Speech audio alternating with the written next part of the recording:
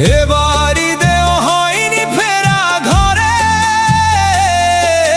প্রিয়জন ছাড়া ঈদ কাটে মোর একলা অচিনপুরে। নিঃসঙ্গতা কুরে কুরে খায় তবুও মুখে হাসি, আমি যে প্রবাসী, আমি যে প্রবাসী। সবাই ভাবে প্রবাস মানেই রঙের দুনিয়া, কেউ তো দেখে না এই বুকে কি যে যন্ত্রণা। তবুও ভালো থাকুক তারা যাদের আমি ভালোবাসি, আমি যে প্রবাসী,